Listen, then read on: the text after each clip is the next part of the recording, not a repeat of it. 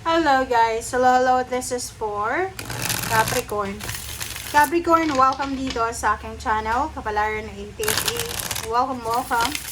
Alamin natin kung anong messages, vibration, energy gabay para sa lahat ng Capricorn. Okay, Capricorn, ano bang message ang kailangan mong marinig ngayon? Okay? Please comment down below if you resonated, guys. Okay? This is for Capricorn.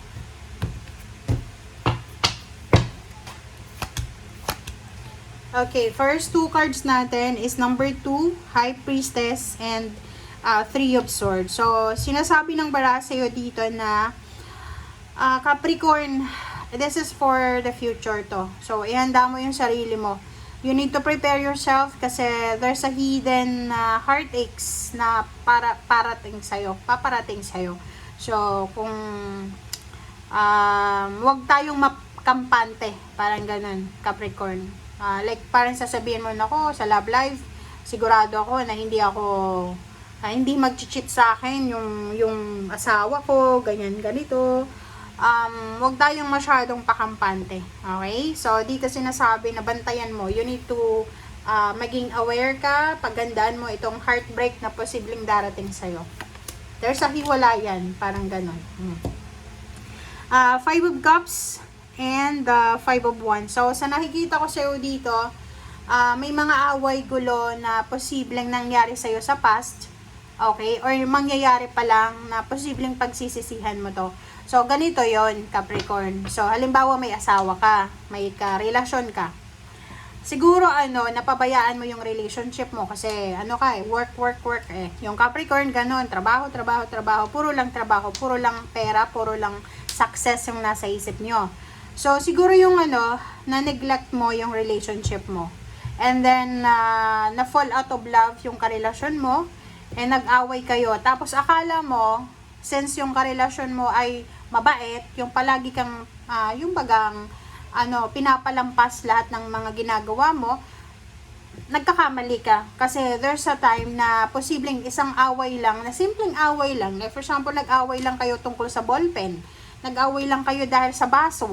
And then biglang magsasabi siya na, okay, pag hinamon mo siya ng hiwalayan, tatanggapin niya yon. And baka pa siya pa ang maunang umalis. Okay, so you need to be careful. Kasi tingnan mo to, this is hidden eh.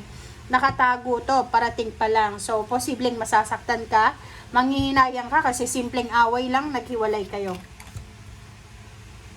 Diba? The lovers, so eh. Sabi ko na eh. So, sa nakikita ko, tingnan nyo, this is confirmation talaga to. Sabi ng bara sa'yo dito, because of lack of money. Siyempre, lahat ng tao mayroong problema sa pera.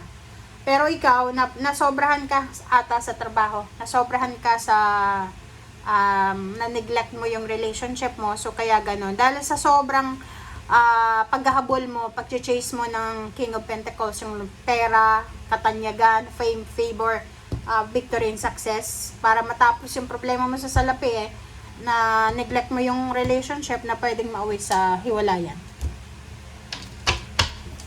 Na pwedeng manghinayang.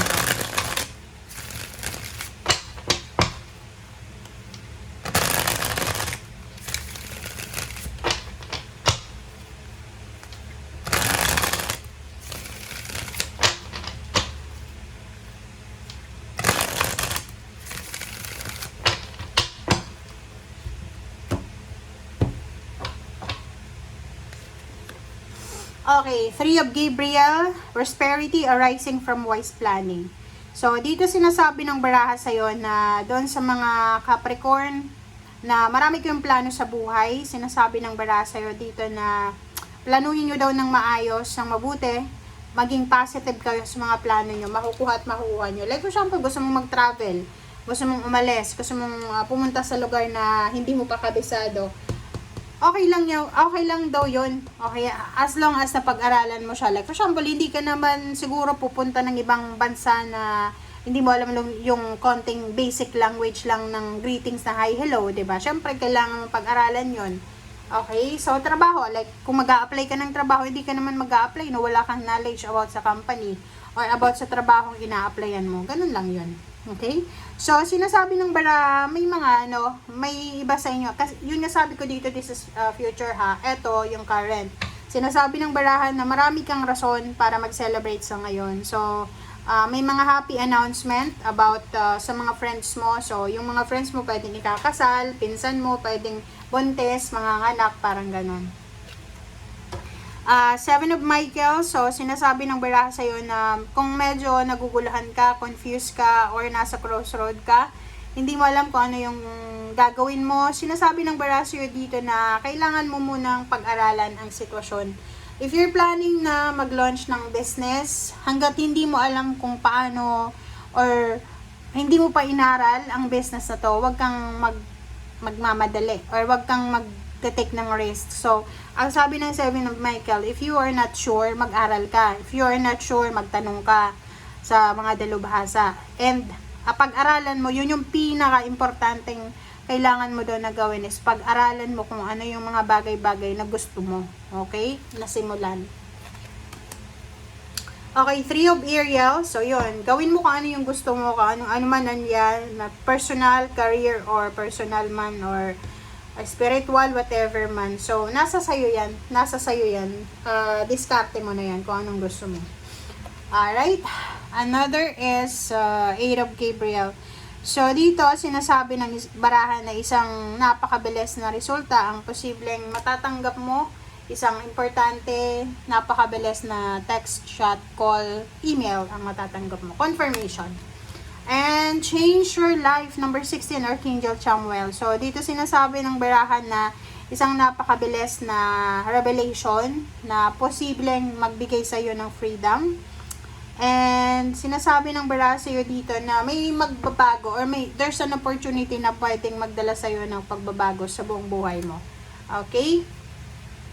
Sa ilalim mo dito is Magician. So, yung Magician sinasabi sa iyo na Capricorn, lahat daw ng gusto mo makukuha mo. Okay? Lahat yan darating sa'yo. So, kailangan mo lang na simulan ngayon. Kailangan mo lang magsimula. Diba? Like, ganun yun. Marami kang plano. Pero, walang initiative. So, walang mangyayari doon. Pero kung nagplano ka, diba sabi ko sa inyo, yung ingredients ng success is plano, manifestation, kusang loob, diba? Pagkukusa, motivation, dapat motivated ka. Yung direction, dapat alam mo kung anong direction. Yung purpose mo, at the same time, yung sipag at syaga. Paniniwala sa sarili, paniniwala sa Panginoon na magagawa mo yan. Alright? Okay, and the last message para sa iyo, Capricorn, is Two of Raphael. So, dito sinasabi ng baraha sa iyo na yun, this is a message para sa future mo ha. Dapat may priority ka. Dapat alam mo kung ano yung importante sa'yo. If it's your career or love life. Dapat alamin mo kasi kailangan ng balanse. Ngayon pa lang, sa nakikita natin sa baraha, kailangan mo ng balanse. Okay? Thank you. Bye!